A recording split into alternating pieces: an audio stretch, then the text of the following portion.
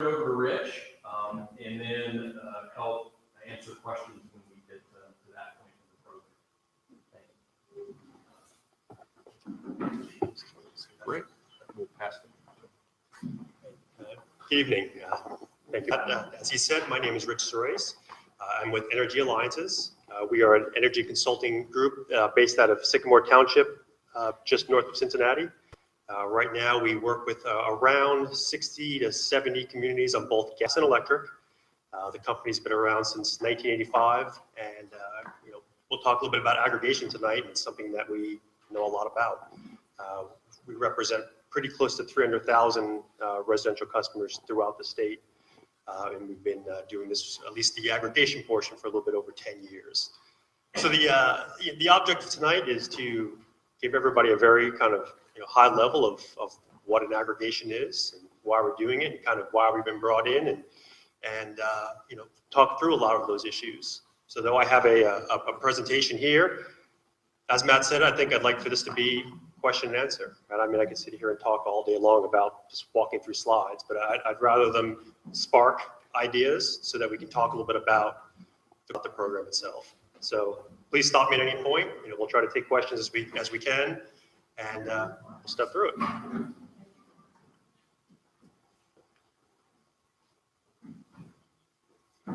So first, what is a municipal aggregation program? So what it is, it's a program that allows communities to take the buying power of all the residences and small businesses in the community to try to negotiate better pricing, terms and conditions, and other aspects of a program to bring better service to you. So that's all done through, through negotiations, and you can even do unique things like, in this case, looking at renewable power or sustainability and being able to layer things on. And who governs this? The state of Ohio does. So the Public Utilities Commissions of Ohio, they help to run this, or at least help to govern it. There are a lot of rules and a lot of steps along the way, and we'll step through some of those tonight on how the program kind of gets to where we'll need to be. So it's not just the city saying we want to do this. There are steps they have to go through, that the law says they have to do to get there. And who could participate in the municipal programs? Townships, villages, cities, counties. So all of those different jurisdictions all have programs throughout the state.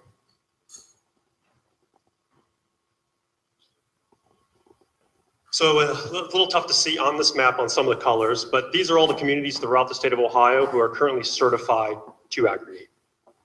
So it's a mixture of cities, townships, counties. So the yellows are counties, blues are cities, reds are townships. So as you can see, a fair amount of the state does this. This is not a unique thing. There are spots of the state that look a little bit kind of vast. That's because those are actually done by co-ops. So we could talk a little bit about that, but people who are run by a rural co-op are not eligible for these because they're just how the programs work. So you have to be part of one of the investor-owned utilities. So a lot of the areas you see out here, down in here, that don't have programs, it's because the rules don't allow it. But most of the areas that do, it's a pretty good amount of coverage. Yes.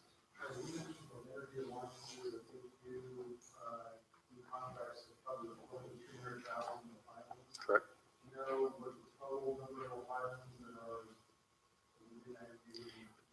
So right now it's roughly around 1 million. There's around 4 million residential customers in the state, and about a quarter of them are part of aggregation programs. So it's probably pretty close to 1 million.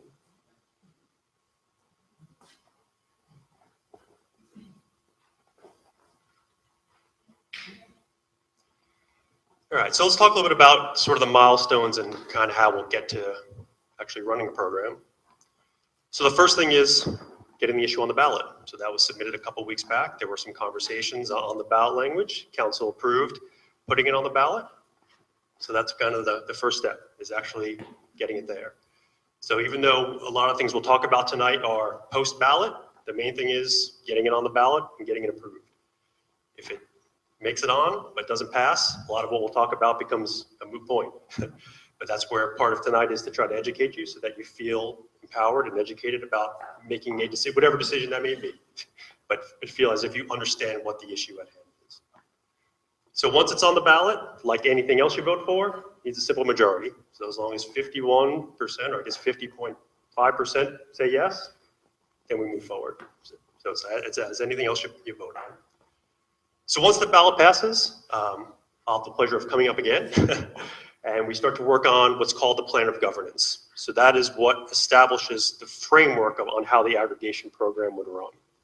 Now, there are some things that are, again, set by the state that say you have to do this, you have to do that, have to do that. And then there are other pieces that are a little bit flexible. But for the most part, it's devising the plan at a very high level that council can look at it. And then actually, you as citizens will also have a chance to speak about that. Because that's what will then be part of the public hearings to talk about that plan of governance and say, yes, we want to move forward with it. So again, the first part is voting. If it passes, then there's a plan of governance, and then council still has to say, we want to move forward with that. So there still are lots of gates. It's not just, again, voting yes, and then the program starts. So it's all part of the gates. Again, the plan of governance is about laying out the framework of the plan itself. So once the plan of operation and governance is set, that all gets filed with the state, and then there's some gates on time, but it gets filed with the state. They have a chance to approve it, make sure that everything is orderly. And then once that, after 30 days, that then gets approved. And that's really kind of the starting point of sort of the fun stuff. At that point, the city would be certified, and that's what allows the city to then go out and start the process of negotiating with suppliers and taking the ideas of and really starting to put action as far as who is a supplier, who can bring the things that the city wants to do to life. So this, a large part of what Energy Alliances does is work with those suppliers. We have relationships with suppliers throughout the state. And because of really, the buying power of the city by itself and the buying power of Energy Alliances because of how many customers we represent, we have good relationships with the suppliers. And we think that's where, will really be a lot of help to the city to talk with them and do a lot of the vetting process. And we'll talk about it a little bit on the next slide as far as choosing, you can go out and shop now, but that could be a little bit confusing because of how many offers. So, but we try to do it as a supplier, as the consultant to work with the suppliers to help cut a lot of that stuff away. So after supplier is chosen, come back again, lay out the offers to council, and they will then vote on what offer and supplier they would like to take. And then we would start, again, file more paperwork with the state. There's another 11-day window that the state has a chance to look at that paperwork and make sure everything's good. And after that's done, we then do what's called the 21-day opt-out period.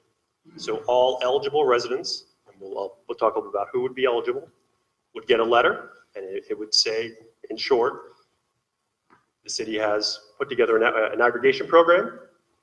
If you want to be part of the program, don't do anything. The letter is really just notification to you. If you do not want to be part of the program, you could opt out. So there's a tear off on the letter. You can send that back. You can call a phone number, and there are ways to get out of the program. So that's one thing to be clear about. It is not mandatory. When you talk about the opt-out, isn't there an opt-in program too? Because you mentioned opt-out, but I thought there was also an opt-in program. So legally, yes, there are opt-ins.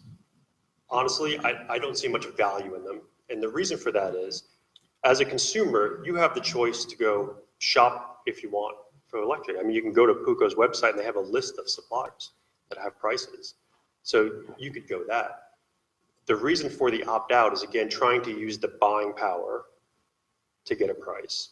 When you have the opt-in, from a supplier standpoint, so I used to work for a supplier, your overhead for the opt-out is much lower, so you can offer much lower prices and better terms and conditions. So yes, there are technically, as far as the law is concerned, opt-in programs, but really you as the consumer, you're better off just going to shop by yourself than you are as far as having running the program. So, I mean, in the opt-in programs, we don't have to vote on it, do we? So if the city wanted, so if the city wanted to run an opt-in program, you would have to vote for it as well.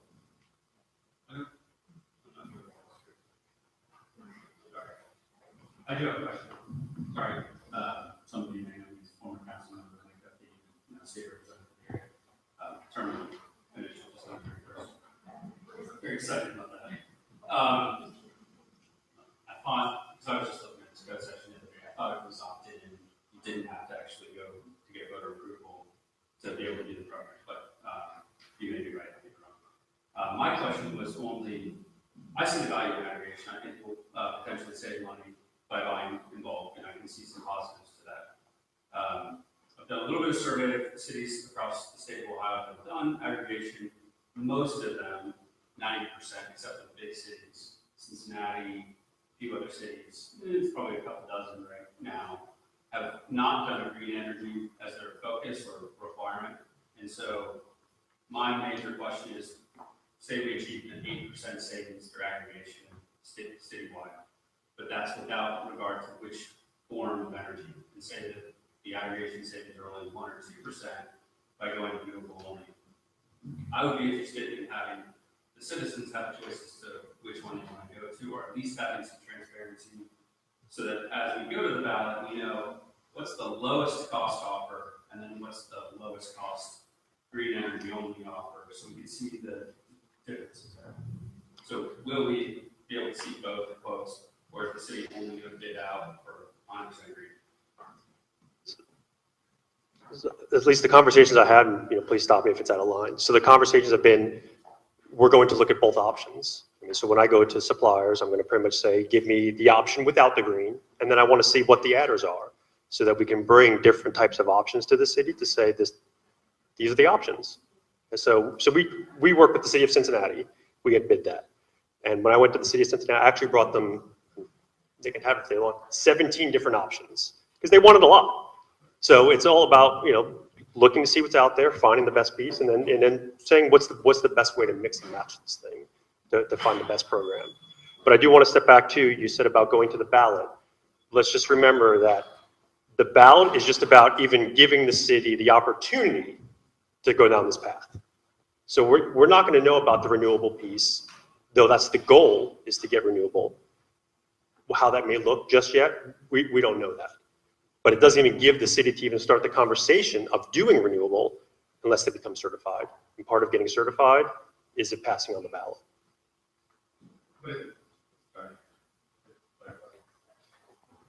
My understanding is that we're only going to do one voter approved ballot, which means when we authorize the city to bid it out, it would be both an opportunity to seek bids and it would be authorization to council to proceed with whichever bid council wants to choose. And so the question isn't really to you, it's more to the city manager and council, whether the public's going to be presented with a non-green aggregation bid price while we're evaluating whether or not, we want to do aggregation for green only, or whether we want to opt out and buy our own. Yeah, I think, thank you, Representative Duffy. I think Rich had this on an earlier slide. I mean, the process that really is set out, as I understand it in law and by PUCO, is like he said, we get authorization to do it first. And then on our behalf, our consultant will seek proposals from suppliers. So he'll compete a multitude of suppliers. We'll see, just like when we do this for our own city energy, for city buildings. We recently did this about a year or so ago. We competed our energy supply. We did it both what they call brown energy, and we did it with a green energy option. And we could see both prices, and we could determine how much of our kilowatt hour usage we were going to, I'm going to use the term offset with a green energy commodity. And Rich can explain that in a little better detail. So that would be transparent to the community in our presentations to the city council. We'd be glad to put that information in what we're doing on the website, but it comes after authorization by the voters, certification by the PUCO of our program, and a competitive supply process. But we have every intention of doing it in a very making sure that the public is aware of our debate about the creation of our program. But we're saying up front, and I hope fairly clearly, that our goal, and we certainly hope in the marketplace we could achieve the goal, is to try to both save money and have an element of green energy to pursue what we think are the community's objectives of being a more sustainable community.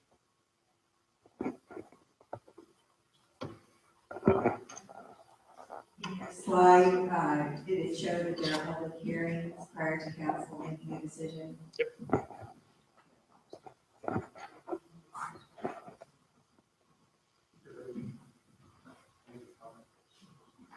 Hey, Mike, one financial fact that was very helpful to me to understand what the cost of green energy will be is a 1 megawatt direct costs $1. So even if we went 100% green, you're talking about adding 1/10 of 1 cent per kilowatt hour to the price for 100% green relative to brown. So the price differential is not that great either way we go.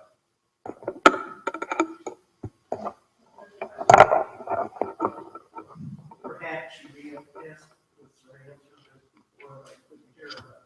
Who will choose? The city will choose the supplier? And will the city's kilowatt per hour be the same as the resident? So as far as who will choose, so city council they will get the final say. So we will make our recommendation based on the suppliers, based on the pricing, and then we'll talk a bit about how we kind of look at the criteria. But we'll make our suggestion on the package, and then city council will eventually get the final say on who they feel is the best for that, hopefully based on our recommendation. Kind of a different question, like, are the city oriented, like, buildings and businesses going to be at the same rate as residential? Or maybe not, or It is a tiered situation, but there's different prices depending on what kind of customer. No, so we will only work with suppliers who will give the same price for the businesses or the rents together. So everybody's the same price. Everybody knows. It's it's very transparent as far as if you're in the aggregation program, you pay X. Let me ask a follow-up question on your behalf. If you're a business, how many kilowatt hours? There's an amount over which you're not eligible, right? Which is a certain number of kilowatt hours. That was a nice segue, thank you. So let's talk a little bit about who is and who is not eligible for the aggregation program. So I tried not, sometimes I overcomplicate things, so I did leave out that point. But so let's talk about the businesses. So a small business who uses less than 700,000 kWh a year would be eligible for the program. So that's one of the criteria. So it's probably easier to talk about who's not eligible than who is. So if you've already chosen a supplier, so say you got somebody on the phone, you took their offer, or you went on the web, or however you did it. If you've already chosen another supplier, you would initially not be eligible for the program. And the reason for that is going back to the state and to some of the points you made, is that they say if somebody has actively gone and shopped on their own, they may not need the aggregation program or want to be in it, right? So they stay there. So if you've chosen somebody else, you would not get a letter, you would not get put in. So you're automatically excluded. We'll talk a little bit about how people can get into the program, but they would automatically be excluded. So you say chosen another, other than the default. Correct. So the default service is AEP's standard service offer. Could you make a basic point too about the difference between generation and distribution? Because it will still be supplied by or distributed through AEP regardless. Yes. Can you make that clear? Yeah, and I'll come back to that because we do have a picture of a bill. So we'll kind of talk about that very quickly about what changes and what doesn't when you're part of the aggregation. Just had a quick question. Your experience in negotiating these other suppliers for other jurisdiction. What is their guarantee of the rates? If council approves a rate, what is the guarantee? A year, 2 years? The supplier, when they negotiate rates for the jurisdiction, how long are those rates locked in? So typically, when we go to suppliers, we'll ask for 12 months, 24 months, and 36 months. So either 1, 2, or 3 years. So we'll bring a variety of different options to the council to say which ones we think. It won't change. So it's just a matter of the term. So correct. So if you lock into a 36-month term for 3 straight years, the price will stay the same. Was there a question? Okay. Yeah. So we'll come back. So the question was about the generation portion versus the distribution portion, who you pay. But I have a slide on a bill, so we'll touch on that here in a moment. Some other people who are not eligible. So if you are on the purchase of income payment plan, so what they call PIP, you are also not eligible. And the reason for that is because you already get special rates from AEP, typically at a lower than another residential customer. So that's a different program. But let's not get that confused with budget billing.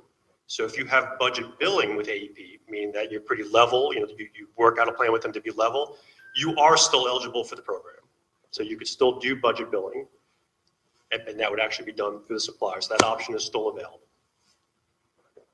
And really the last one is anybody who is opted, once the program starts, if you've ever opted out, so say on the first day you said, I don't want to be a part of this. For the length of that term, if that's 3 years, you would not get even if we do what we call resweep. So usually every 6 to 9 months we go out and say, people move in, people move out. But if you opt out, you would not get a letter again during the term of that program. Because the idea is you spoke your mind, right? You say, I don't want to be in it. So you would not get a letter again to say, do you want to be in? You wouldn't get a letter, or you're not committed? So we'll talk. So we will only run programs with suppliers who will allow people to come in and out with no termination fee. So say on day 1, you opt out. But 2 months in, you're hearing from your neighbors that it's a great program, I'm saving money, and you say, I've changed my mind. We will only work with suppliers who say, we'll let people in at the same price. I don't care if there's a month left on the program or if there's 35 months left. You let them back in so people can opt in. At the same point, if you opt in, if you're in the program on day 1 and 2 months in, you say, this doesn't work for me for whatever reason, you could also then opt out or terminate with no termination fees. We will not work with suppliers who will charge termination fees, because the way we look at it is, you brought up points about financial. We want this to be at zero financial risk for anybody, that people can come and go as they want, and that there's never a concern of how is this going to hit my wallet at the end of the month, right? You don't like it, you get out. You want to come back in, you can come back in.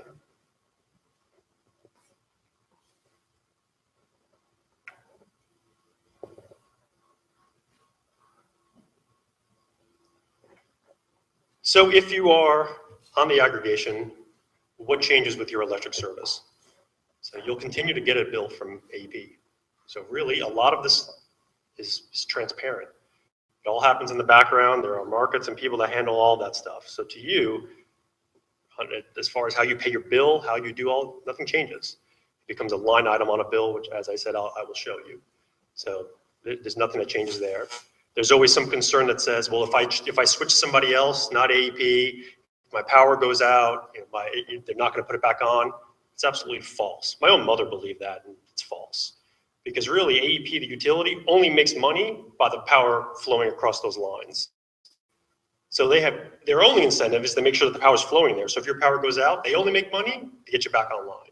So that's one thing I've heard, that people were always concerned about where they kind of fit in the queue. You would be just as if you were still with AEP as far as their standard service offer. So you continue to get the one bill, and it becomes one line item that would now reflect whoever that supplier would be and that price. So from how you do things on a monthly basis, it's virtually seamless.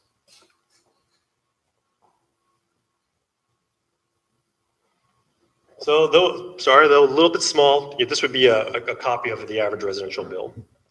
So the part that changes would be this lower part in here that talks about the supplier. Blown up. Obviously, this is just a sample, but it would show you the energy charge, show you the price that we're paying that should match the aggregation price that has already been agreed upon at the KWH. So again, the only thing that changes is this one little section there on the bill. Now, Councilman, you brought up about kind of the distribution. So again, we're shopping for the generation portion of your bill. So the supply portion, that's the only thing that's being shopped for. It's the only thing that the state of Ohio has allowed people to shop for. The distribution portion that you pay to AEP, you'll continue to do that. So again, whether you're with AEP or with anybody else, you'll continue to pay the distribution portion of the bill. So we are shopping for the supply, and that's only a single line item on your bill that would change. Any questions? Your normal presentation. Oh, okay. I'll wait to ask, I'll ask questions at the end. So the way, that at Energy Alliance is how we look at aggregation programs is we look at it as an option, though it is an opt-out. We look at it as a viable option for residents to be a part of. So looking at how the landscape of Ohio has changed over the last just 6 years is it's become a lot more competitive. It's become a lot more confusing. So back in October of 2012, there were just 9 suppliers offering power in the state of Ohio to shop for. And of those 9, there were 17 offers. So a little bit over 1 offer per supplier. As of last week, there are now 39 suppliers offering power in the state of Ohio to shop for. They probably call you. You probably get letters in the mail. They're part of that mix, right? So it's become a lot more competitive. It's become a lot, fuller with competition. And of those 39, there are currently 115 offers to choose from in the marketplace here in Ohio. And those 115 vary from having green, having renewable energy to not having renewable energy. Some of them having termination fees, some of them not, this term, that term. It's a lot going on. So a supplier, is a company who typically will generate. So now this is where I have to be careful that I sometimes get too far in the weeds. So they generate power, and think about it, all this power gets put into a pool. Think of it like a pool of water. Okay? Numerous people are generators. There's more than 39. But you have suppliers who put their power into the pool. And then that power is taken out of the pool and it's distributed to everybody. You don't know if supplier A generated that kilowatt hour went to your house. It all gets put in the pool. So a supplier is just a company who is part of that generation of energy that gets put in the pool to then disseminate to everybody to use. There's just another way to say that is it would be a company that would be selling that energy to the distribution. They technically don't sell it to AEP. It's put into a market called PJM, which is Ohio is part of this PJM market. It's all managed through them. That's a completely different regulating body that makes sure that there's enough on the grid and that that things kind of move interstate and stuff. So AEP make sure that they work with those companies to make sure that there's enough on the lines based on what gets put in. So I always struggle with that. So a supplier will say, I have to supply so much for tomorrow.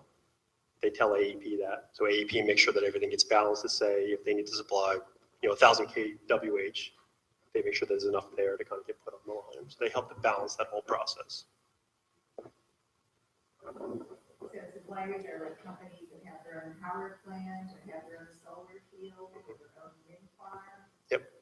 Yeah, so most of them are generators themselves. So whether it be coal, natural gas, nuclear, they have some generation facilities. There are some, and none of them that we work with, they don't generate, but they could buy it off the market. Because there's companies that have excess, so it kind of gets put in that market, they could buy it. It's all about balancing that whole stuff out. If you want to get into one of those overly deep conversations, we can talk after, but that's the toughest part is I have to say, Rich, I don't get too far in the weeds sometimes. So going back with the aggregation program, it's about trying to simplify the process for everybody.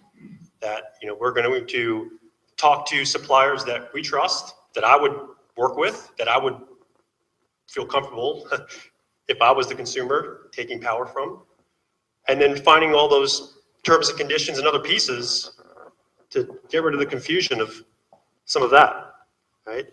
We try to pretty much narrow it down to bring council a handful of viable, strong options to choose from so that the residents can say, this has been vetted, this is good price, this is good terms and conditions, I feel comfortable doing, just like to be able, the ability to come and go as you want and not have to fight through that 115 offers.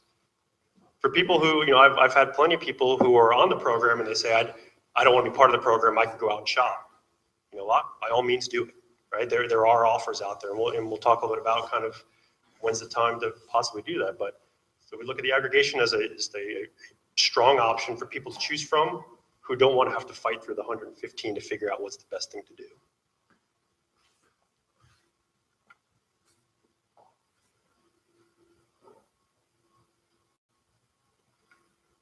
So aggregations, they're beyond just the price itself as well, right? Because if you go out to that website and you look at the 115 offers, there are some that are pretty cheap, right? But then you look, they also have termination fees. They have other things on them.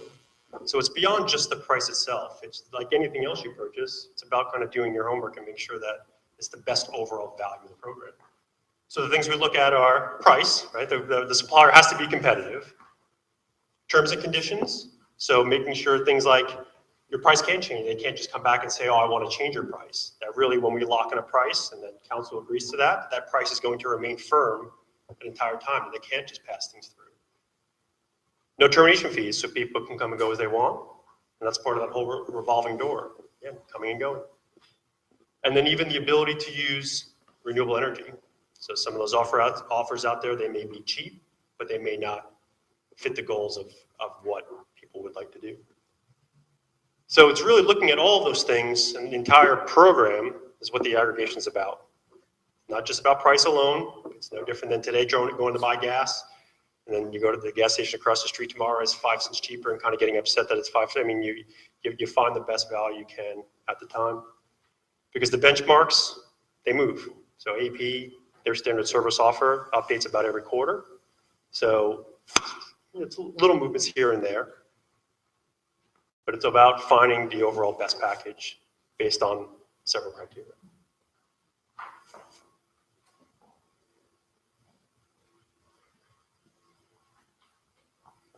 So the aggregation, it's free to participate. Right? So it doesn't cost you anything to get in, it doesn't cost you anything to get out. It's about finding a simpler choice for residents and small businesses of the city, instead of having to fight through and sort through the 115 options. It gives you an option to choose, because it's better than just shopping for prices by yourself. Again, it's about volume.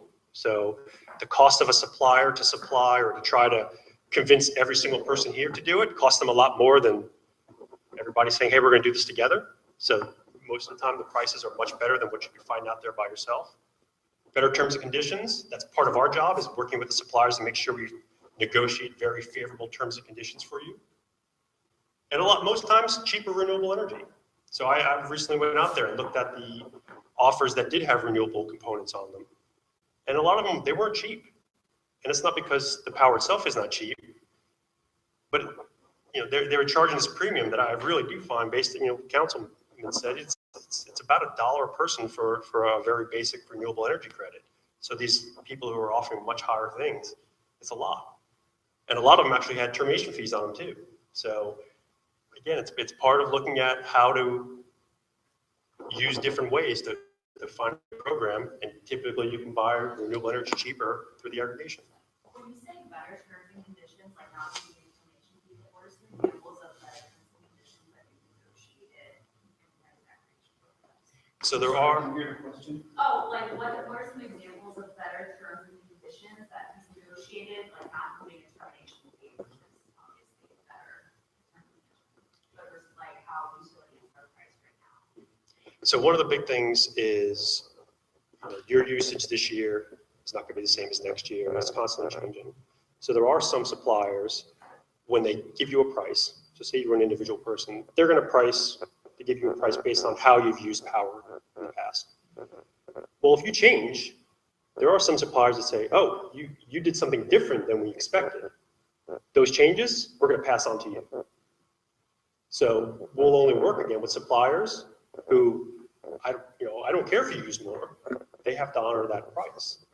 So there is some language that they try to pass.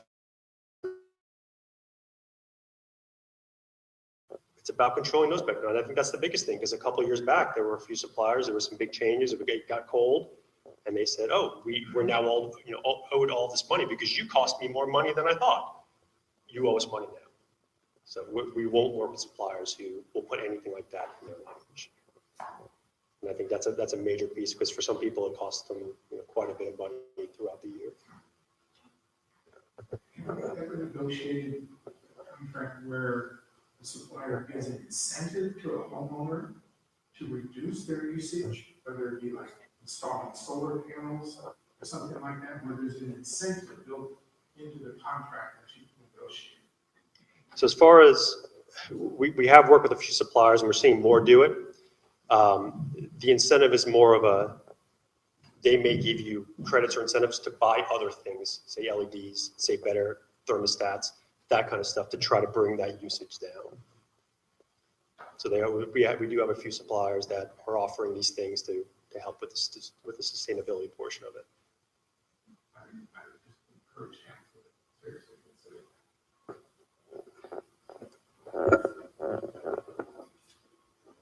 I have a few questions, so I hope I don't get this one, but any consideration for time of day usage and charge?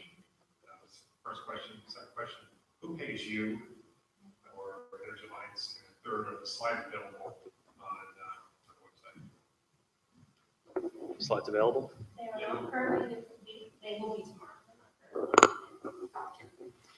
As far as how we are paid, so we are paid through the supplier.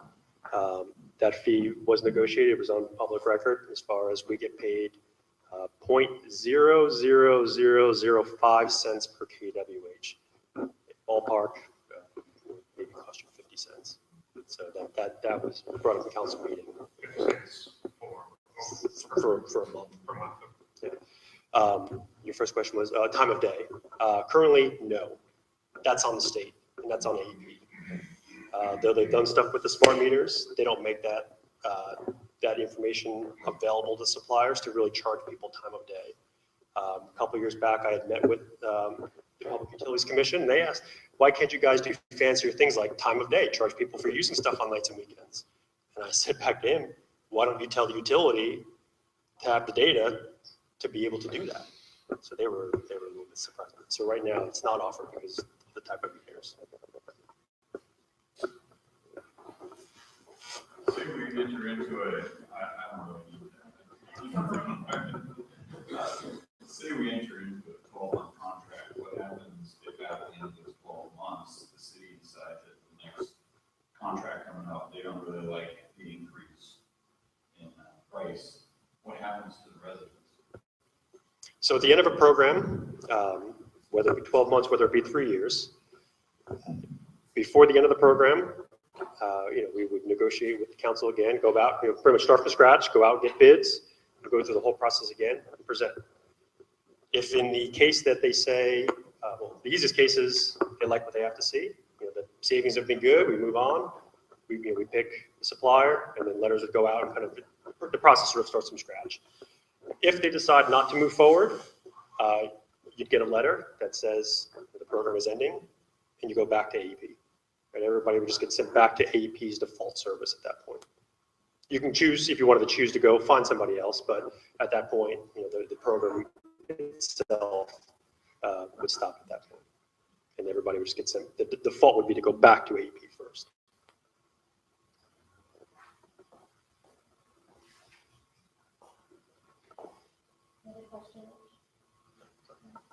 So once a program is negotiated and selected, are those rates fixed regardless of how many customers end up paying? Yep. So that's part of the risk that the supplier wears. In most cases, we see somewhere between 90 to 95% participation. So it's roughly, on average, 5 to 10% people opt out. If the way the price is negotiated, 99% could opt out, they need to honor that price. So that they model that into their risk on how it is. Couple questions. One is probably better directed to the city folks. This is a ballpark question. What portion of the budget is Worthington budget is for utility? in terms of our energy spend, because we currently don't have an aggregation program where we would know the total cost of the community's energy spend. I'm going to look to our finance manager, or Mr. Becker here somewhere.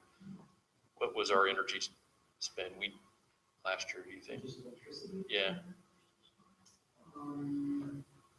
Consider streetlights and all the city buildings.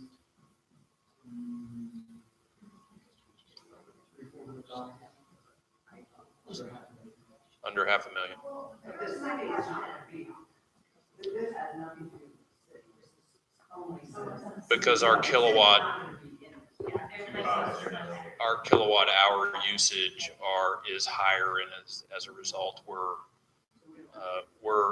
unlike small businesses whose kilowatt hour usages are maybe low enough to participate in the program. However, we attempt to be very good fiscal stewards of your dollars, and we do shop the energy for our buildings. We take advantage of the deregulated market that allows us to shop, and we bid to suppliers. Actually, resident Greg Becker, who is back here, assists us with that. We purchased energy, and we did a renewable component for city facilities in our last energy purchase. We're proud of that, and we think we got a pretty good deal. So since the city is not part of this particular program, like, does the city of Worthington receive any kind of incentive or like additional money or commission on this price? That's a great question, because I do think there's probably some energy aggregation programs around the state where, as part of the program, the community asked the supplier, "Hey, will you give us some give us some money as part of your bid for parks or for whatever city," those kind of things. The way we're approaching this is we're just going to do, straight, clean, transparent bids. I think that's the way I would describe it, that everybody can understand, and that the savings are passed on to you, and that if we choose to put in green energy, which that's our goal, right, to do both savings and green energy, that the cost of that is also very clear to you. So there won't be other goals like we're trying to get the suppliers to provide grants for other community programs mixed into that. Is that a good way to describe other programs? Yeah, and just as a follow-up. So we just need to have records, purchase of records for.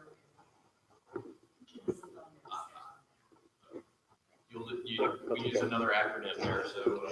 Yep. So as far as the RECs, so at the highest level, what is a REC?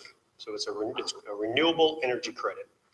So that means somebody with a renewable source, it could be solar, it could be wind, it could be hydro, generated that, and there's a market for it.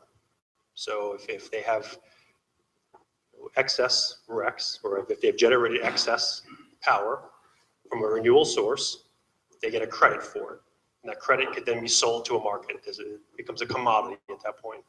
So for the REC piece, if we would include RECs as part of this program, the supplier would go out to the marketplace and they would purchase one of those RECs. So it becomes, in some ways, an offset. That part of the power that, or all the power that would be part of this would have been offset by a source that came from renewable energy.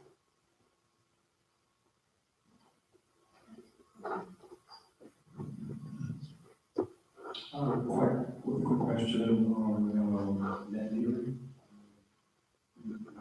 Solar panels, on the bill.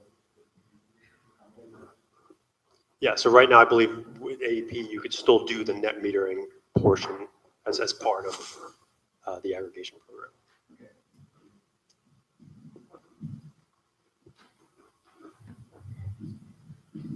I'm someone who wouldn't be eligible for this because I've chosen an alternative supplier. However, what I would like to do is, once it becomes, if it's improved, and so I realize I did not get a letter giving me that option to opt out. But where could I get the information for what the new rate would be so that I could opt in if I so choose? Typically, we work very closely with whatever the jurisdiction is. Most times on their website, they have an aggregation page just dedicated to that. Okay. Listing the price, saying, if you want to get out, here's who you call. You want to get in, so it's making sure that they have the information that most times you can just find it on the city website. Just another question.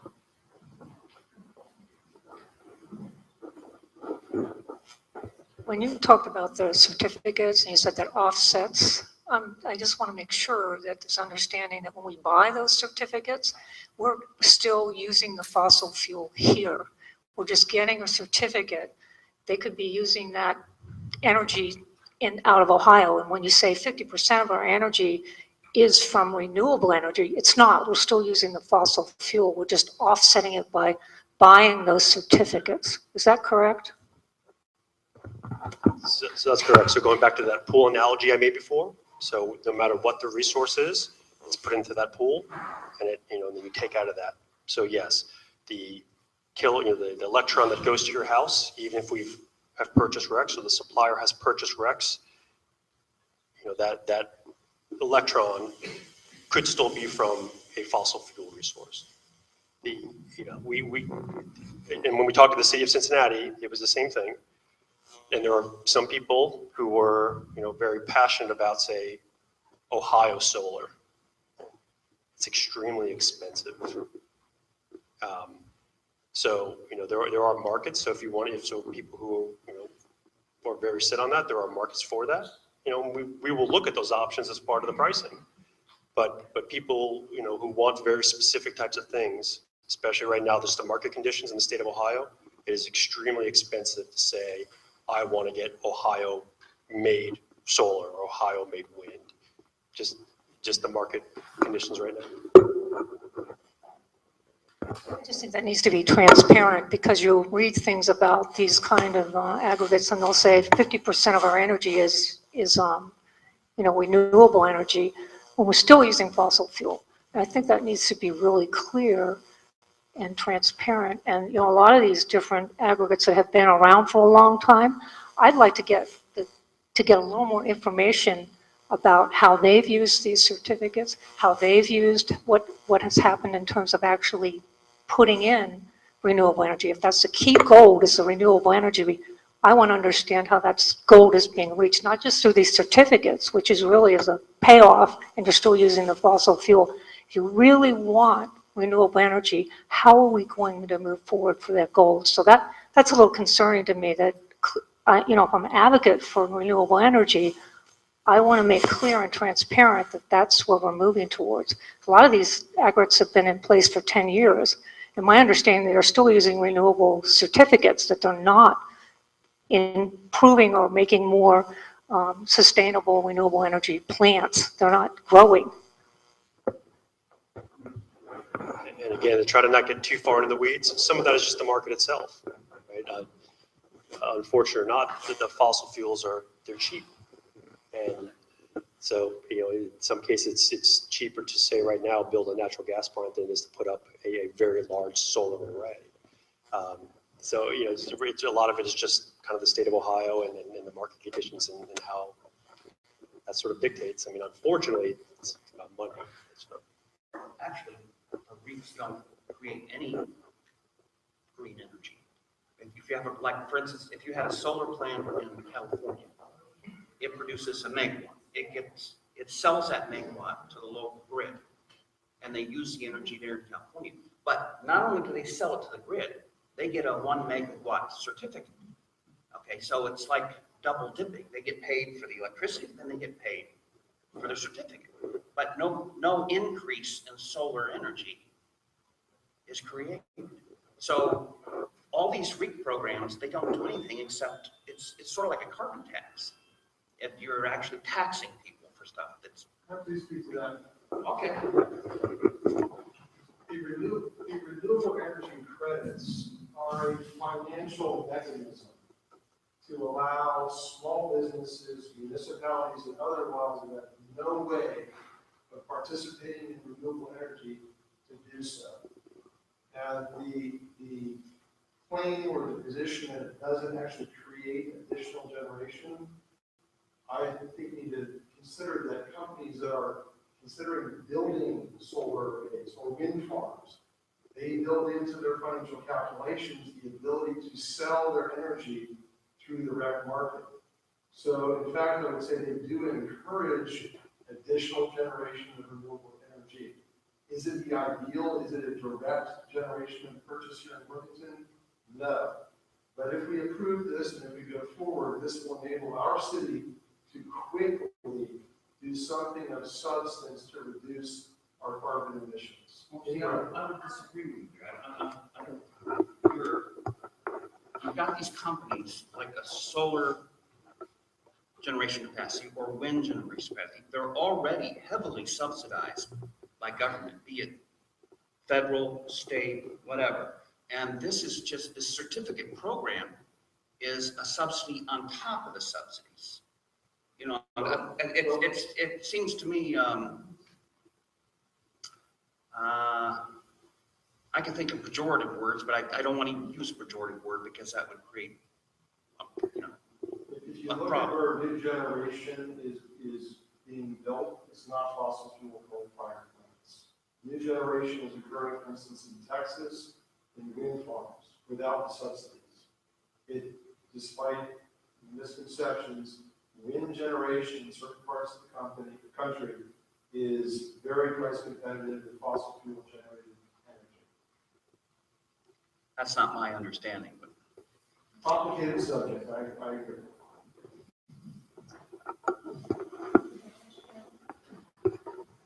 I'm still concerned about how residents will find out about this program. With the assumption that it will be passed in November, will it go out to every resident, regardless of whether they currently have contracts or not? So initially, well, that's something that we can talk to the city about. So we have run programs where those who are eligible receive that letter about the 21 day, or for the 21 day. We've had other cities who they wanted their residents to know about it. So we've sent courtesy letters pretty much to everybody else saying, did you know that, say, the city of Worthington has a program? If you're interested, here's what you need to do. But I think that's where there'll be a lot of coordination too on making sure that the information is out there, it's on the website, that city residents are aware that whether they're in the program or choosing to do something else at the time, that they always have the option of the aggregation program. There's many people that are not on the website. I'm very rarely go there. And so I'm asking that be the option that residents. What cities have aggregated their electric service for more than 5 years? What is their experience? So of those 400 on that map that I showed, roughly the 400, I'd say at least 150 of those have been doing programs for more than 5 years. I mean, there are some that are actually just coming out of 9 and 10-year agreements. For the communities that we work with, I'd say right now the average is probably about 6 years. So, you know, the aggregations are continuing to pick up. Much of the state has been doing this for quite some time.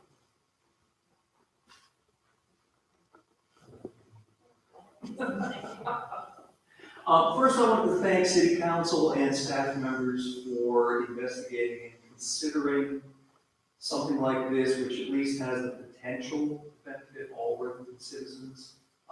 Thanks for looking into it. I just wanted to revisit a prior point. I wanted to make sure I understood what was said.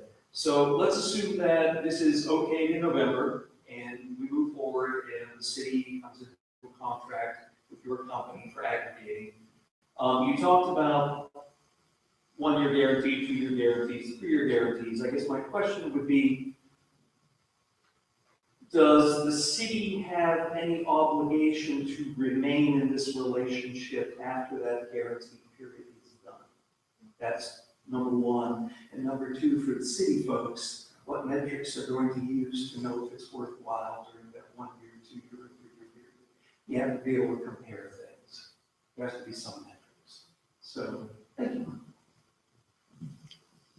So I'll speak about the obligation piece at least. So there's none.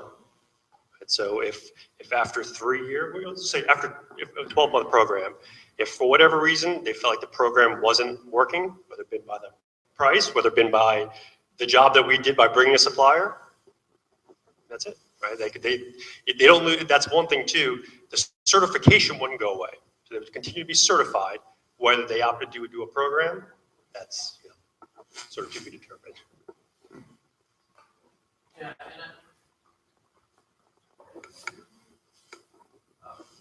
I think that we're going into this with the goal of saving money. Many of the programs that we looked at across the state, and I talked to a number of my counterparts, they had success in achieving some measure of different places of cost savings for residents, and they implemented aggregation programs. That's one of our goals, so that's one metric, right? Are we achieving that? A little bit of what's the point of doing it if we're not adding some value for you, right? The second thing is the council has placed a priority on trying to provide a green energy or renewable investment option to pursue our goals of community of being responsible stewards of the Florida environment. That's a metric. Are we achieving that? And so the council is going to have to wrestle with as he brings, and Rich and his team brings back supply options. What's the balance between cost savings and investment? And are we going to achieve that goal? And then when we go through the renewal process, whether it's 1, 2, or 3 years later, same metric, right? Is that any question? So 2 years in, consumers switches to this bid program. How does the consumer know, or is there a way for the consumer to know, if they had stayed with ADP or gone to this new supplier, whether they would have been better off? And they look back at the retrospective, and if so, how did that happen? I believe you can, and Rich can correct me if I'm wrong, I believe you can always find the ADP pricing here on the UCL website. Yeah, so, okay. So they call that the default rate, the price to compare. Why they call that, I don't know. And you can go and look at the AEP price to compare, and apparently you're going back.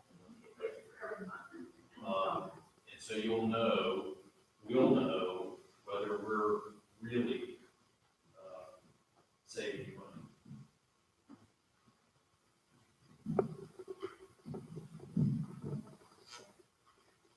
So again, from the,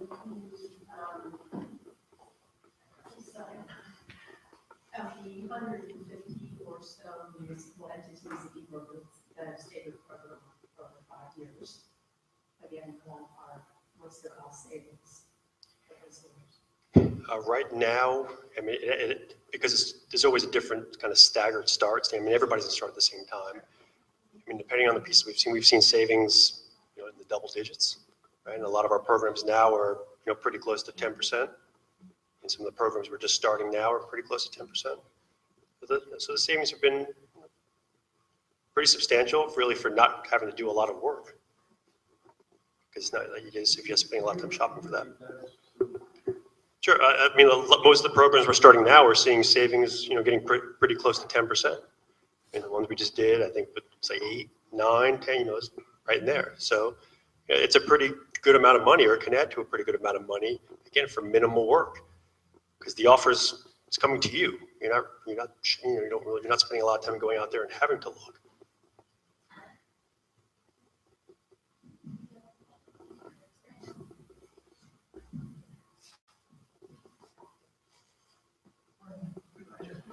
Absolutely. went with an electric supplier, I don't have a clue as to when they're going to say I have to reset. I didn't do that 2 months ago. Just what do I do? Wait until I do reset and stop and then ask to be included? So anybody who may be with somebody who doesn't know kind of the particulars about it, so on the front page of your bill, there's an 800 number, whoever that supplier is. You could always call that number, and you could ask them, and they'll tell you when your contract comes to an end. But as far as coming into this program, we have people trying to opt into our programs all the time. The one thing is make sure to understand the contract you may be with, as far as the term, if there are any termination fees, because the last thing you want to do is leave somebody else and they charge you $250, yet you may come here and save, say $100. And at that point it comes down to an individual thing, and that's where we work with a lot of individual residents. I mean, we take calls outside of during the opt-out period, we'll typically rely on the supplier only because of the amount of calls that come in there. But outside of that 21-day opt-out period, we'll take a lot of the calls right at our office. And we'll sit down and we'll do the math for people. Somebody may say, I'm coming off a contract, or I'm paying X amount. And they say, my termination fee is here. What do you say?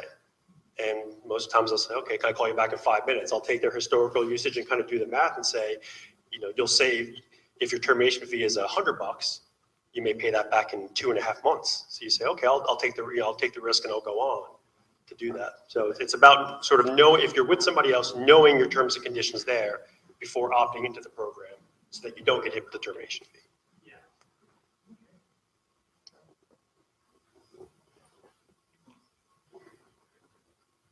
So the final thoughts, we've talked about a lot tonight, and a lot of it, again, it's a moot point unless it gets voted on, and then certified. So, I think that's the key thing, is to even give the city the option to do this. It's about at least voting on that. So again, this is the communities program, right? They're trying to do a lot of homework and vetting for you, right? To find the best options, available, to weed through all that entire other list. And it's beyond just the price, because as we said, you could have a great price, but if it takes you $300 to get out of it, if something better comes along, is that really a great price? So it's about looking at the entire package as a whole to say, is this a good program for everybody? So that's my spiel. I'm glad that people kind of asked questions. We'll be around for a while if people have more questions. And I appreciate everybody coming out.